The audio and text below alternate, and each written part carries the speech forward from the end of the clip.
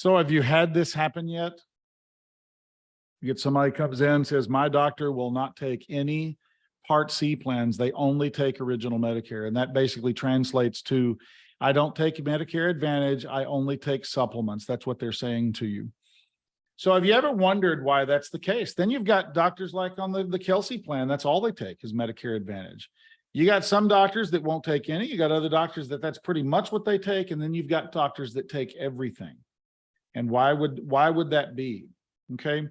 So our job is not to make all the plans completely perfect and sparkling like a new penny or a diamond or whatever you want. Our job is to help them get coverage that their doctor will take and is sufficient. And once we find out what the doctor will take or won't take, then we go in and we find, we figure out, we show them what the options are so that they can make a good decision. Sometimes the doctor will not take what's best for the client, maybe from a budgetary standpoint, or they might need lots and lots and lots of dental, and the doctor says, I don't take any of those. And now they've got a decision to make, okay? So on the macro, let's take a little bit of a look on this. So why are the doctors sometimes not liking Medicare Advantage? When you find them, why don't they take it? Well, Medicare Advantage, and again, my disclaimer, this is my opinion. This is what I hear doctors say. This is what I am experiencing from what my clients are telling me. And I am letting you know, because this is what I think is going on in the background. And then you can use this to edify, agree, disagree, help to formulate your own opinion, etc. Okay, so take it for what it's worth. So on the Medicare Advantage, my understanding is that there is quite a bit more paperwork involved in the Medicare Advantage claims. Okay, sometimes the Advantage might pay a little bit more. Oftentimes they pay less than what original Medicare will pay. Okay, it depends on the contract that was negotiated by the Medicare Advantage plan with whatever doctor or facility is there. If they pay less, then the doctors get annoyed because of the additional paperwork. They also get annoyed because on some of the HMOs and things, there's pre-authorization and referrals and things required. There can be some foot dragging, what I'm understanding, foot dragging on some of the bill paying, et cetera, depending on the plan of the carrier.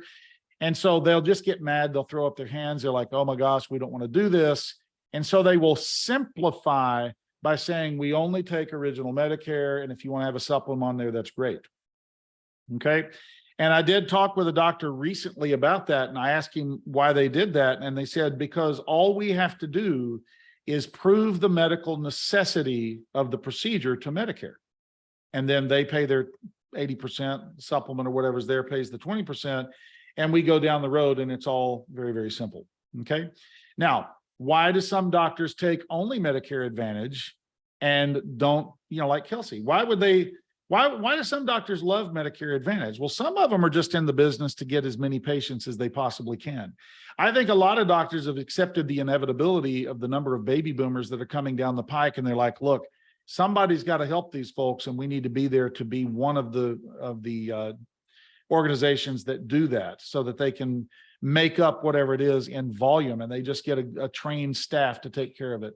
Others like Kelsey are working a different business model where they're doing risk adjustments and they figured out a way to take more risk on the health of the patient so that they can earn more money. You're going to hear more about that. That's actually going to be phased out by Medicare per some recent legislation. So it's going to be interesting to see how they and other businesses like that use that model are going to react to it. So it comes down to following the money and convenience and simplicity. And the way the doctors view it depend on very much what their experiences are. Some doctors don't like Medicare Advantage because they feel like that they're not getting as good a care as what they could get on, just original Medicare. Now, I have not seen that myself, so I'm not going to say whether that's true or not, but that's coming from a doctor. And that is coming from the conversations that I have with them, and they make they will go out there and make recommendations based on that belief.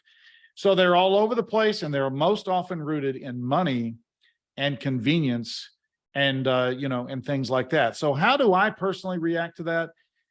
I still go out. If these doctors signed the contract to be a network with a Medicare Advantage plan, whether they like what they signed or not is immaterial. You're on the network. My client sees you, and you're getting this patient. So if they're there, it's fair game. If you don't like them, don't sign the contract, right? So here's where the rub comes in sometimes, and I mentioned this earlier. What happens when you've got a low income patient they go to see a doctor, they're turning 65, and they've got lots and lots and lots of dental work that they need to have done, and they don't have the money for the premium on a Medicare supplement plan. Okay. And the doctor doesn't take advantage. Now they're sitting there looking at that. The doctor's saying, I don't want to take advantage. And it's like, there's thousands of dollars of benefit in that plan that client needs. And the doctor's saying, you know what, it's not convenient for me and I don't like taking them, therefore I'm not going to. And now the patient is sitting there with a decision. Do you want to pay bills that you can't afford to keep the doctor that you love and probably loves them too? Or do you want to get the benefits and the money that you need and choose a new doctor? And that's oftentimes where the decision comes down. You've got to help them get to the decision that's best for them based on what's going on in their life. And it's okay for the doctor to choose what's best for them, but it's also okay for the client to make that same decision so that they are not giving up money just because it's convenient for the doctor. Make sense? So it's always economic. There's always reasons behind this stuff. None of the plans are perfect. Supplements aren't perfect. They don't cover any dental, vision, ancillary things at all. The routine stuff, meaning. But the Advantage plans aren't perfect either. But there's aspects of both that people like and gravitate to. And that's what our job is, to help them to burn through all that stuff and dig through to the decision that they're going to be most happy with, regardless of what their doctor takes or doesn't take, or the other detritus that they're hearing out in the marketplace. Okay. You've heard the adage, follow the money. It is absolutely true here, but somebody else following the money should not be something that totally and wholly makes somebody's decision for them, especially if it's going to harm them financially when they do. Okay. This is where our consultative nature comes in. And this is what I like about the job, frankly, because I can tell them the blunt truth and help them arrive at a decision that they like. All right. I hope that makes sense. Thanks for watching, and we'll catch you next time. Bye-bye.